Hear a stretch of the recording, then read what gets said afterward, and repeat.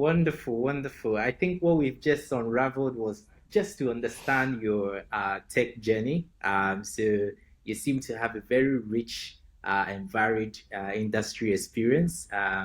So let's kind of demystify your what AI agent is really about, because a lot of our listeners are trying to understand what does it mean when we say AI agents, you know?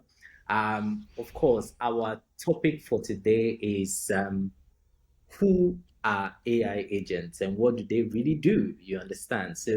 Um, so can you help us kind of let's get into what exactly AI agents all is all about, and how are they different from AI most people think about? You know? Sure. Okay. So I think that something that everybody's aware of is that AI kind of wasn't expected. Well, generative artificial intelligence, like the one you experienced from like ChatGPT, it was more of like a discovery than a predicted breakthrough. This could have happened in 20 years or like 100 years. It happened quite suddenly. And the people who actually like put it out there, so like say like at the end of 2022, OpenAI released ChatGPT 3, and they didn't actually think it was going to be like a revolution. They saw it more like a tech demo. And they actually thought the real value was going to come from this API stuff, like the backend, like we're using it at Do Our Business. But they put out this like kind of chat interface, just was like, yeah, like a tech demo. And nobody was more surprised than them to see it take off. Now, this chat demo interface was like kind of like just a simplification, but it's got a lot of flaws to it. And I think everybody's copied it because like that's what others are doing. But when you're dealing with a chat, there's some downsides. One, it's expecting a lot from the user to take the lead. Two, it doesn't specialize.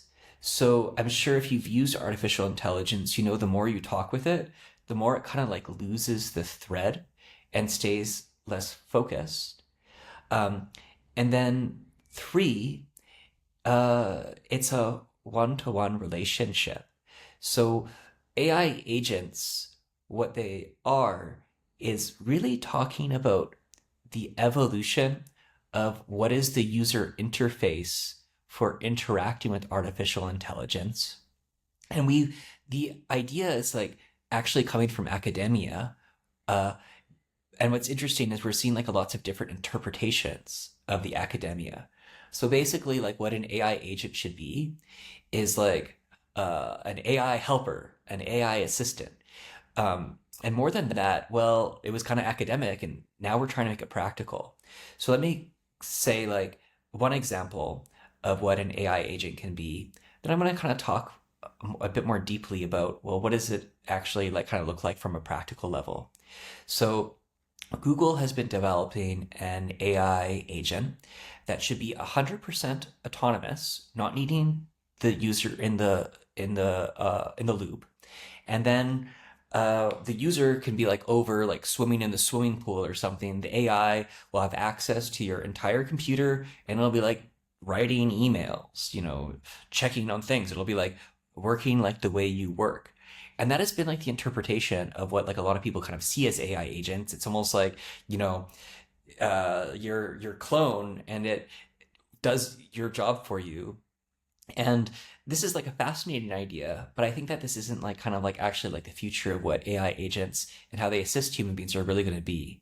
So what are the downsides with this approach? Well, one is a privacy. Who wants to give all that access to Google, right? But bigger technical challenges are it's kind of like unimaginative, where it's still a one-to-one relationship. It's like, here's you, but it's like literally still something like typing emails. Like that seems uninspired, where like, you could have like an entire like army working for you. Um, and then it seems like AI, when human beings are out of the loop, it becomes worse. This is like a known technical issue. Even for the most advanced AIs, it's like something like it decoheres. It has decoherence. So like an example is like, say you as a human being write the number 7 on a piece of paper, then you feed it to AI and you just bounce it between AIs, and it's clearly a 7. Over time, it becomes like blurry.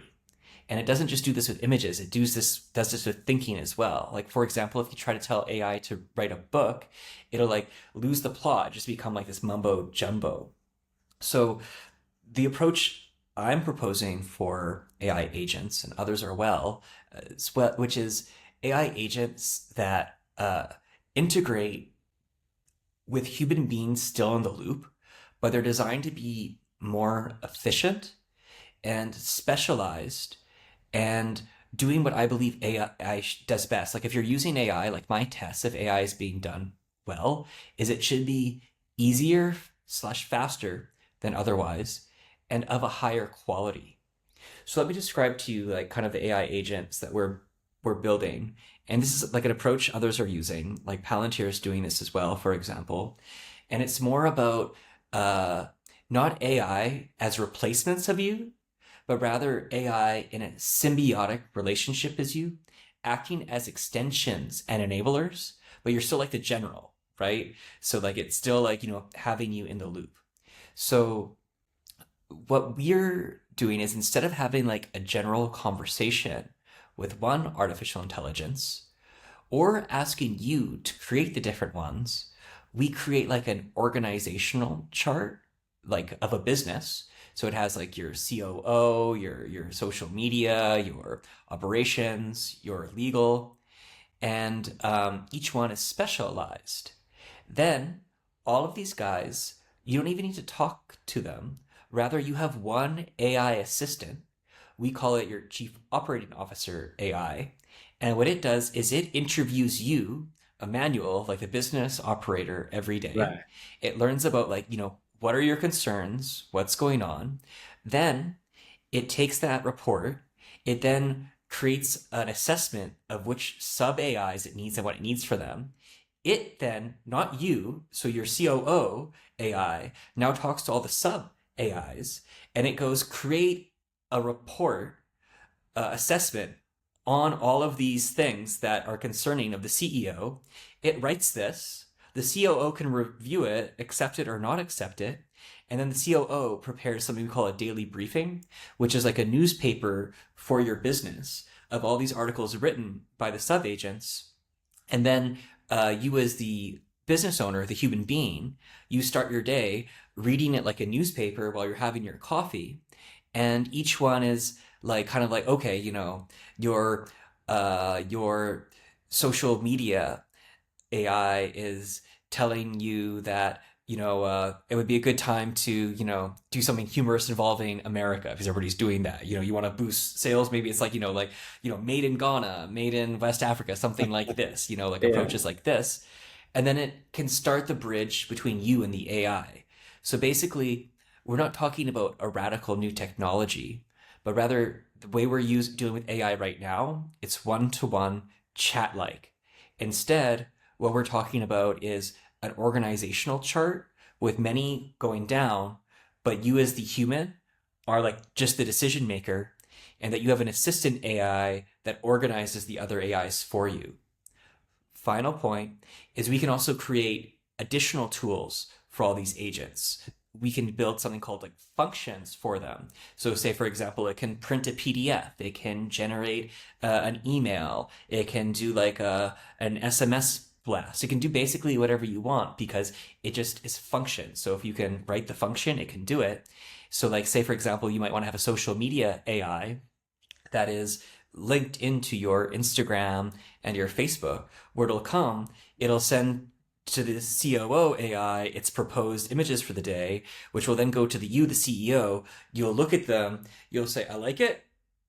It gets launched by the social media AI by its functions to your output to your social media account, or I don't like it. Do it again, and it'll do that, right?